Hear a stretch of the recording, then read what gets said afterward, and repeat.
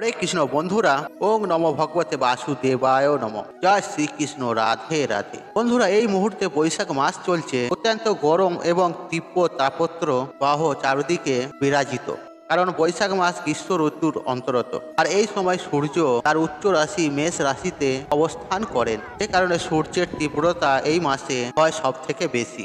বন্ধুরা, এই বৈশাখ মাস চলাকালীন আপনারা যদি এই কয়টি খাবার খেতে পারেন, তাহলে আপনারা সুস্থ ও নিরোগ থাকবেন। বন্ধুরা, শাস্ত্রে এই মাসকে ভগবান শ্রীহরির মাস হিসেবে গণ্য করা হয়েছে। এই মাস একটি পুণ্যতারা পবিত্র মাস, কারণ এই মাসেই পরে বছরের অন্যতম শ্রেষ্ঠ দিন আমাদের অক্ষয় তৃতীয়া। বন্ধুরা, আমাদের সনাতন ধর্মে এবং আয়ুর্বেদে প্রত্যেকটি মাসের ভিন্ন ভিন্ন খাদ্য তালিকার কথা বলা হয়েছে। আমরা যদি আমাদের এই সনাতন ধর্মের খাদ্য তালিকা প্রত্যেক মাসে মেনে চলার চেষ্টা করি, তাহলে নিশ্চিত রূপেই আমরা আমাদের শরীরকে সুস্থ এবং রোগমুক্ত রাখতে পারি। শুধু তাই নয় বন্ধুরা, এই তীব্র গরমেও আমরা স্বস্তি এবং আরাম পেতে পারি। বন্ধুরা, আজ এই ভিডিওর মাধ্যমে আপনাদের সাথে আলোচনা করব বছরের এই প্রথম মাস বৈশাখ মাসে আমাদের কোন খাবার গ্রহণ করা প্রয়োজন এবং কোন কোন খাবার আমাদের বর্জন করা প্রয়োজন, এবং সর্বোপরি ভগবান শ্রীকৃষ্ণ বৈশাখ মাসে কোন খাবার খেতে বেশি পছন্দ করতেন, আর যে খাবারটি আমাদের এই পবিত্র বৈশাখ মাসে একবার হলেও খাওয়া প্রয়োজন। নমস্কার বন্ধুরা, প্রাচীন জ্ঞান টিপসে সবাইকে অনেক অনেক আন্তরিক শুভেচ্ছা, ভালোবাসা। বন্ধুরা, আমি আশা করছি আপনারা সব ঈশ্বর বা ভগবানকে ভালো আছেন এবং সুস্থ আছেন। বন্ধুরা, আপনাদের কাছে একটি ছোট্ট অনুরোধ, আপনারা ভিডিওটি স্কিপ না করে শেষ পর্যন্ত মনোযোগ সহকারে দেখুন, এবং ভিডিওটি দেখে সমৃদ্ধ হলে ভিডিওতে একটি লাইক করে কমেন্টে জয় শ্রীকৃষ্ণ লিখে কমেন্ট অবশ্যই করবেন, এবং ভিডিওটি যতটা পারবেন বন্ধু বান্ধব আত্মীয়জনদের সাথে শেয়ার অবশ্যই করবেন, তাতে এই বৈশাখ মাসে এই ভিডিও পেয়ে তারাও উপকৃত হন এবং আপনাকে ধন্যবাদ জানান। বন্ধুরা, বৈশাখ মাসে যেহেতু অত্যন্ত গরম থাকে, আর তার সঙ্গে দেখা যায় তীব্র তাপপ্রবাহ, সেই কারণে এই সময়ে আমাদের হজম শক্তি অনেকাংশেই কমে যায়। আর তার সঙ্গে ক্রমাগত ঘাম ঝরতে থাকায় এই সময় আমাদের ডিহাইড্রেশন অর্থাৎ জলের ঘাটতি ক্রমাগত দেখা যায়। তাই বন্ধুরা, এই সময়ে বেশি করে তরল জাতীয় খাবার খাওয়ার কথা বলা হয়। আর এই সময় ডাবের জল ও নারকেলের জল ও লেবুর শরবত, তরমুজ, শসা বেশি পরিমাণে আমাদের গ্রহণ করা প্রয়োজন। আর এই সময় প্রতিদিন দুপুরের খাবার খাওয়ার পর 1 চামচ দই অথবা সামান্য লস্যি খেতে পারেন, তাহলে শরীরের পক্ষে সব থেকে উপকারিতা হয়। তবে বন্ধুরা, এই দই বা লস্যি সন্ধ্যার পর কখনোই গ্রহণ করা উচিত নয়। বন্ধুরা, এই বৈশাখ মাসে ভগবান শ্রীকৃষ্ণ যে খাবারটি খেতে সব থেকে পছন্দ করতেন, আর সেটি হলো ছাতু। আগে হ্যাঁ বন্ধুরা, আপনারা ঠিকই শুনেছেন। আর আয়ুর্বেদে এ বিষয়ে পরিষ্কারভাবে বলা হয়েছে, আর এই গরমের সময় আমাদের প্রত্যেক দিন 1 চামচ ছাতু খাওয়া প্রয়োজন। আর বিশেষ করে প্রত্যেক দিন একটি পাতিলেবু এবং সন্ধক লবণ সহকারে ছাতু শরবত যদি আপনি এই সময় খেতে পারেন, তাহলে এটি শরীরের পক্ষে সব থেকে উপকারিতা। কারণ এই গরমের সময় আমাদের শরীরে ফাইবারের ঘাটতি দেখা যায়, তা থেকে কোষ্ঠকাঠিন্য হয় এবং পেটের সমস্যা তৈরি হয়। আর এই ছাতু যদি প্রত্যেক দিন গ্রহণ করেন, তাহলে ফাইবারের ঘাটতি যেমন পূর্ণ হবে, তেমনি আমাদের হাড় ও পেশিকে মজবুত করে তোলে এই ছাতু। বন্ধুরা, আর সব থেকে বড় বিষয়, এই ছাতু যদি গ্রহণ করা হয়, তাহলে এই গরমের সময় আমাদের শরীরকে শীতল রাখে। তাই বন্ধুরা, এই বৈশাখ মাসে প্রত্যেক দিন 1 চামচ হলেও ছাতু গ্রহণ করুন। পারলে সকালবেলায় খালি পেটে ছাতুর শরবত গ্রহণ করুন, দেখবেন বন্ধুরা অনেক উপকার পাবেন।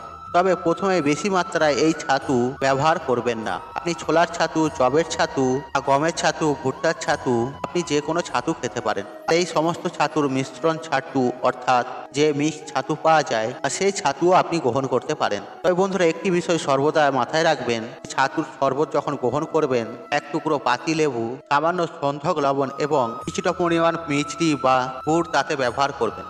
বন্ধুরা, এই গরমের সময় বৈশাখ মাসে যে ফলটি সব থেকে বেশি পরিমাণে পাওয়া যায়, আর সেটি হলো আম। আগে হ্যাঁ বন্ধুরা, আপনারা ঠিকই শুনেছেন। এই সময় আয়ুর্বেদ শাস্ত্র অনুসারে আমাদের কাঁচা আম অবশ্যই গ্রহণ করা প্রয়োজন। বন্ধুরা, কাঁচা আমে প্রচুর পরিমাণে থাকে ভিটামিন সি এবং অ্যান্টিঅক্সিডেন্ট। আম মাখা, কাঁচা আমের ডাল ও কাঁচা আমের চাটনি এই সময় আমাদের গ্রহণ করার কথা শাস্ত্রে বলা হয়েছে। বন্ধুরা, বৈশাখ মাসে আম খুব একটা পাকে না, তাই এই সময় কাঁচা আম গ্রহণের কথাই বলা হয়। বন্ধুরা, বৈশাখ মাসে যদি আমলকি ফলটি আপনি যদি বাজারে পেয়ে থাকেন, তাহলে কখনোই কিন্তু সে ছেড়ে আসবেন না, আর সঙ্গে সঙ্গে আপনি ঘরে নিয়ে আসবেন। আর এই সময় কাঁচা আমলকি খাওয়া আমাদের শরীরের পক্ষে সব থেকে উত্তম। আর সমস্ত ফলের থেকে কাঁচা আমলকিতে সব থেকে বেশি পরিমাণ ভিটামিন সি থাকে।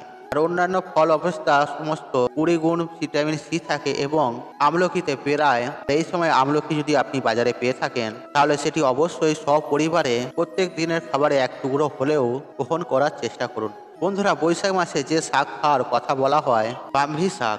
হ্যাঁ বন্ধু, এই শাক যে শুধুমাত্র আমাদের স্মৃতিশক্তি বর্ধন করে তা নয়, আর এই সময় যদি আমরা শাক গ্রহণ করি তাহলে আমাদের দেহে রোগ প্রতিরোধ ক্ষমতা যেমন বৃদ্ধি করে তার পাশাপাশি শরীরকে তরতাজা রাখতে সাহায্য করে। আর এই ব্রাহ্মী শাকে রয়েছে প্রচুর পরিমাণে অ্যান্টি অক্সিডেন্ট যা শরীরকে ডিটক্সিফাই করতে দারুণভাবে সহায়তা করে। যে সকল মানুষ ডায়াবেটিস, উচ্চ রক্তচাপ, বাতের ব্যথায় কষ্ট পাচ্ছেন তাদের জন্য এই শাক তাদের জন্য অত্যন্ত উপকারী। আর এই ব্রাহ্মী শাকের পাশাপাশি বৈশাখ মাসে অন্যান্য যে শাক খাওয়ার কথা বলা হয় আর সেটি হলো পুঁই শাক, কলমি শাক, কচু শাক, মেথি শাক এবং পাট শাক।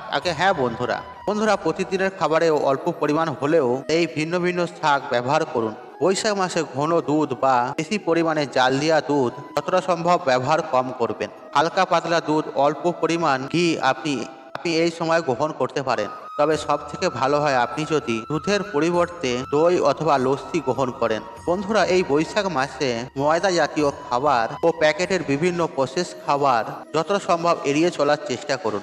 হ্যাঁ বন্ধুরা, আপনারা ঠিকই শুনেছেন।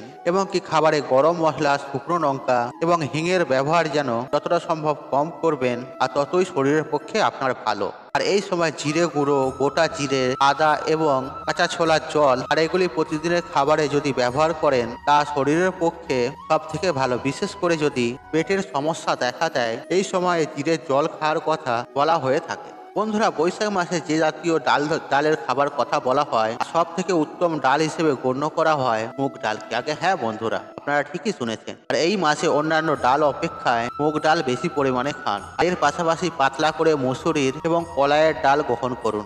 এতে আমাদের শরীরের পক্ষে অত্যন্ত স্নেহ। তবে বন্ধুরা মনে রাখবেন, কোনো প্রকার ডালই এই সময় ঘন করে খাওয়া আমাদের উচিত নয়, এতে পেটের সমস্যা হয়। বন্ধুরা বৈশাখ মাসে নানা রকম সবজি ওঠে, যেমন পটল, বেগুন, ঝিঙে, মিষ্টি কুমড়ো, লাউ, উচ্ছে, ঢেঁড়স, কুঁদরি, সজনে ডাঁটা, ঝিঙে। আর বৈশাখ মাসে যদি আমরা সকল এই সময় এইসব সবজি বেশি পরিমাণে ব্যবহার করি তাহলে আমাদের শরীরে সমস্ত উপাদানের ভারসাম্য বজায় থাকে। তাই বন্ধুরা এই সবজিগুলি আমাদের প্রতিদিনের খাবারে থাকা প্রয়োজন। তবে বন্ধুরা মনে রাখবেন, সপ্তাহে 2 দিনের বেশি কখনোই কিন্তু তেঁতে জাতীয় কোনো সবজি গ্রহণ করা উচিত নয়। যেমন ধরুন উচ্ছে, করলা, নিম পাতা, এগুলি যদি আমরা বেশি পরিমাণে প্রত্যেক দিন ব্যবহার করি তাহলে এক্ষেত্রে আমাদের শরীরে উপকারের বদলে অপকার বেশি হয়। বন্ধুরা বৈশাখ মাসে যে সকল খাবারগুলির কথা বলা হলো আপনারা পারলে অবশ্যই গ্রহণ করুন। দেখবেন বন্ধুরা সুস্থ ও নিরোগ থাকবেন।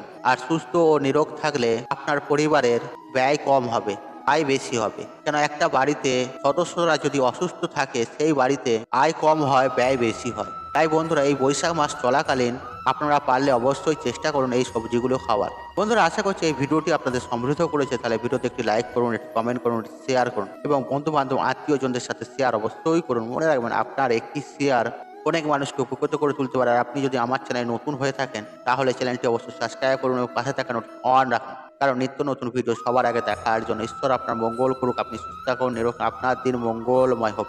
হরে কৃষ্ণ কৃষ্ণ কৃষ্ণ হরে হরে।